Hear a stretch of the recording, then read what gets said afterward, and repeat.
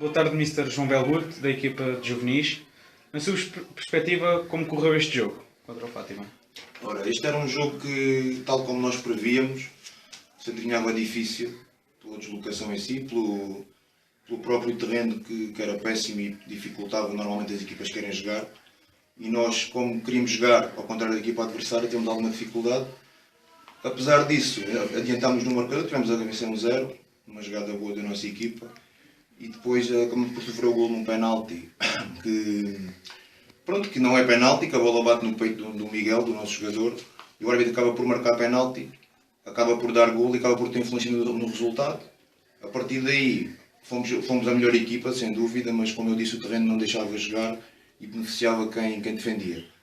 Acabamos por empatar, é um resultado que sabe a pouco, sabe a uma derrota.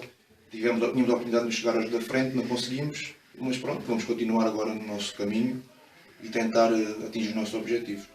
E o que achou da equipa adversária?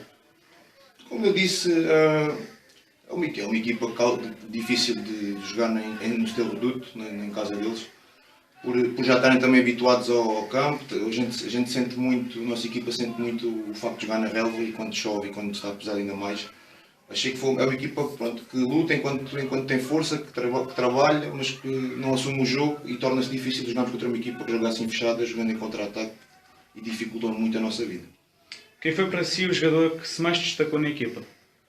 Vamos rir. Os jogadores, não gosto de destacar os jogadores, acho que a malta trabalhou bem, no setor defensivo não demos grandes facilidades, mas pronto, não vou destacar a equipa que trabalhou enquanto pôde, enquanto houve tempo, enquanto foi possível, acreditou. Infelizmente o gol não surgiu, tivemos oportunidades para matar o jogo, mas pronto, destaco a equipa porque foram unidos e trabalharam muito para ganhar o jogo e infelizmente não conseguimos.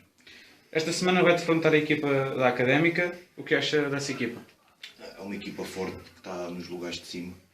É sempre um derby aqui do Conselho.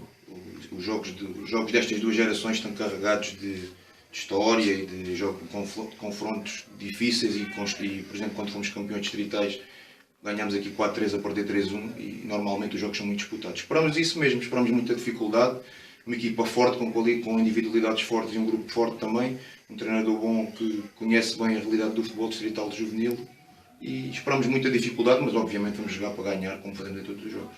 Chegou ao fim desta entrevista. Obrigado e bom trabalho.